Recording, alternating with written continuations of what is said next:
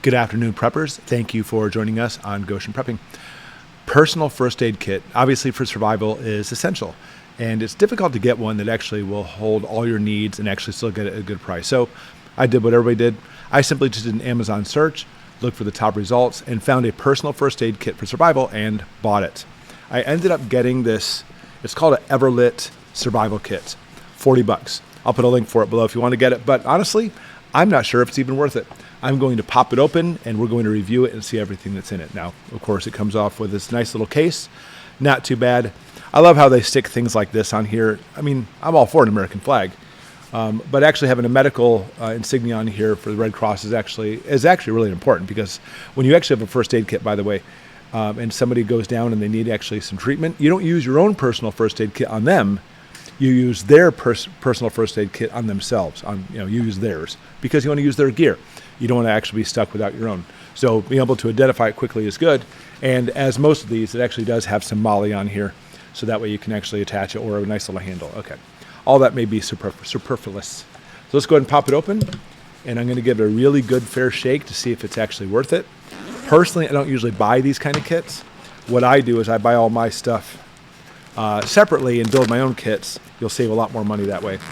But again, if you're just looking for something small, instead of buying it bulk like I do, you may actually want to go with this. Okay, so here we go.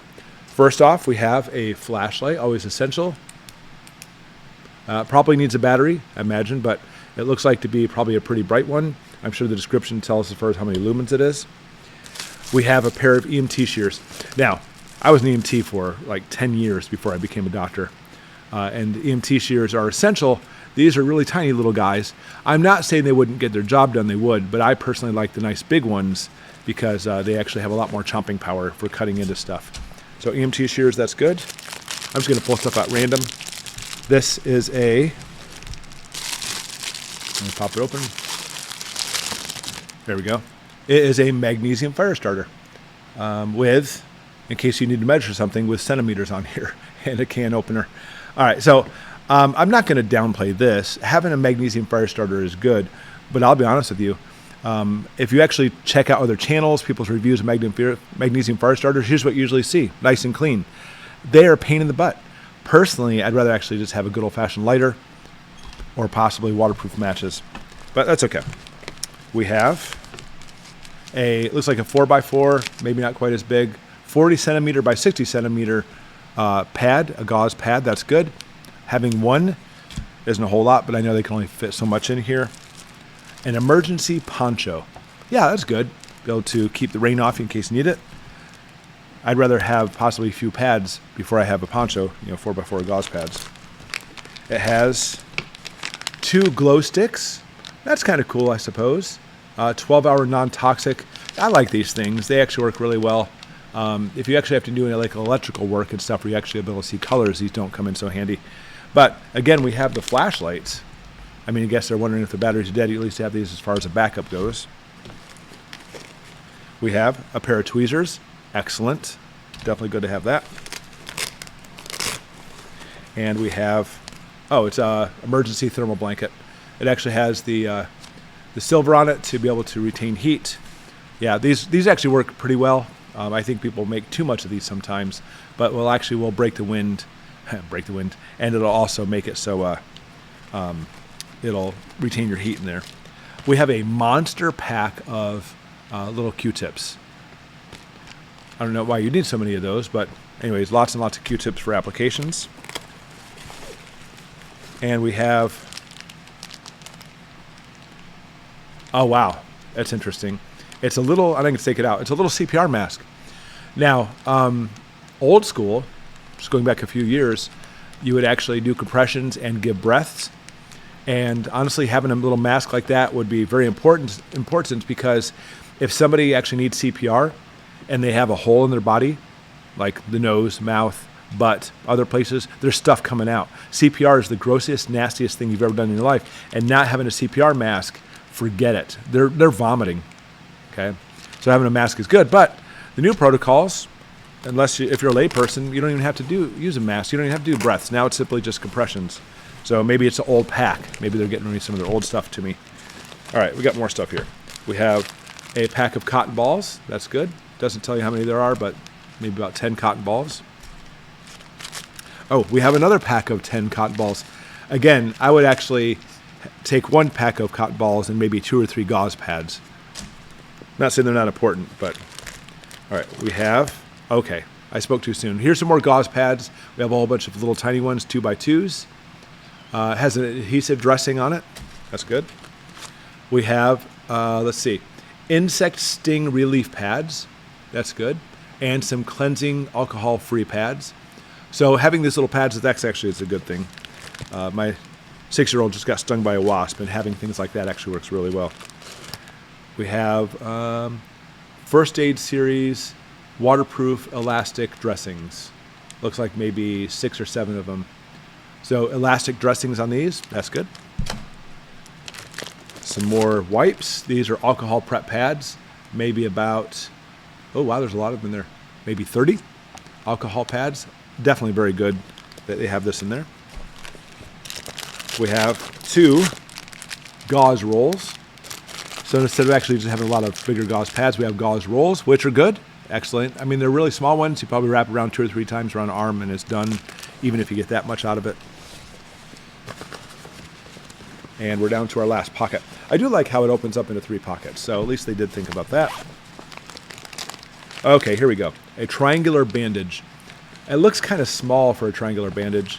Oh no, it says 54 inches. So that's good. It's a normal size one. A lot of people kind of like downplay having triangular bandages. I think they're great because you can actually use them for dressing a wound. You can splint an arm with them, hold dressings on the face, whatever. So triangular bandages are good. And I think maybe there's only 1 in here. Yeah, only 1. But we do have 1 large pair of exam gloves. And it feels like there's just 1 pair in here. That's good.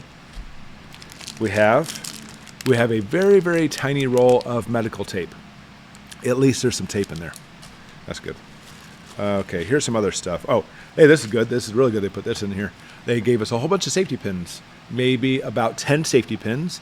Having a couple at least for the triangular bandage is good, but 10 of them, that's good. I guess you can do some other uses for them. We have, honestly, I like these kits, but I always wonder how well or effective they really are.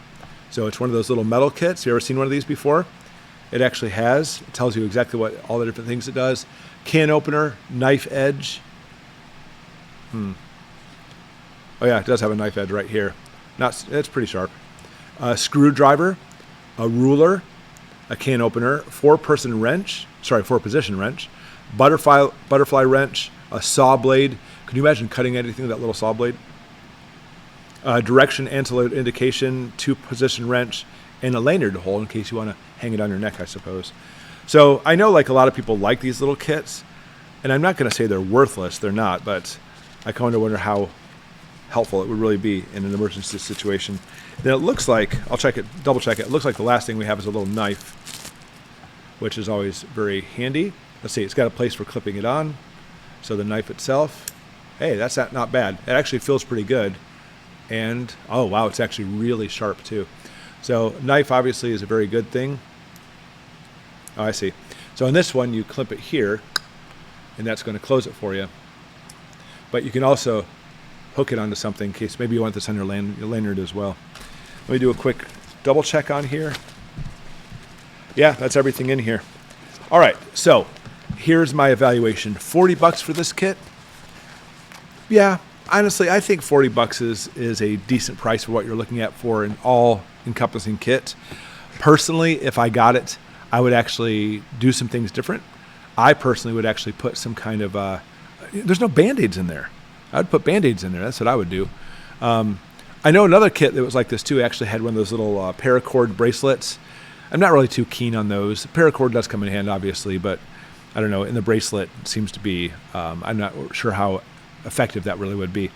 But having bandages in there would be good. I personally would put in some antibiotic cream, some Neosporin. I probably in my kit would put some sutures in there, maybe some hemostats.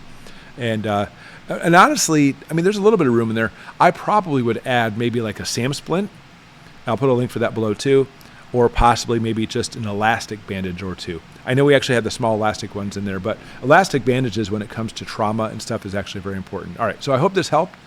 Maybe you have this kit or you have a different one, but what would you add to this list? Or what do you find useless to be in this kit, such as like the little CPR mask, which is not part of the standard anymore? All right, hope this helped. And I'd love to see your comments below on what you do as far as what you do for your first aid kit. Do you have the same one or you have something different? Thanks for watching.